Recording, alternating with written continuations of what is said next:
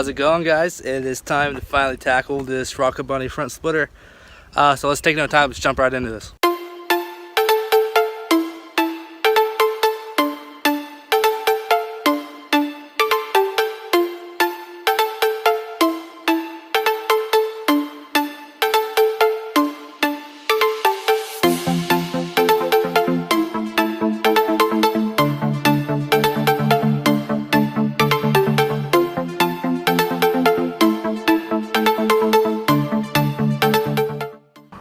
So after 5 exhausting minutes of up and down and laying on the ground, we finally got the bumper loose. We're about to pull it off now. Take it up to the porch, start drilling through the bottom, try to get the splitter on today. And in case you guys were wondering what an 86 looked like without a bumper, I'll show you now.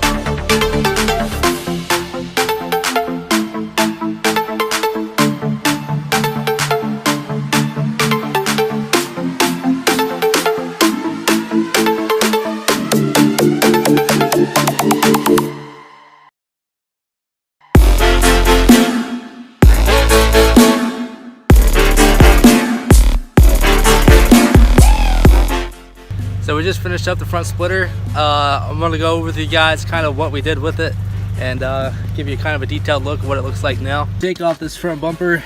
You have three Phillips pop rivets right here you'll have to take out to give access, and then same as on the other side, bottom of the bumper is, I think you have maybe 5 or 6 pop rivets with 2 steel bolts.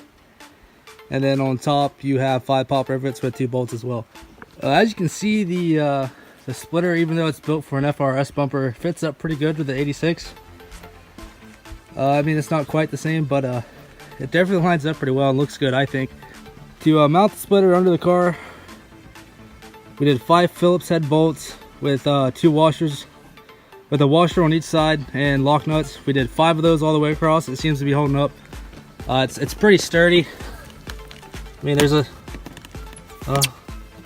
okay, yeah, it's not that sturdy, but it's all right.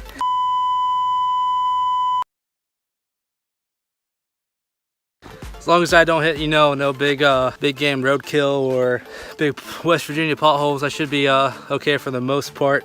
I'm gonna give you guys a nice little cinematic look at the car. I haven't done that in a minute, and other than that, we have a couple more parts that need to go on. We got autocross coming up very soon.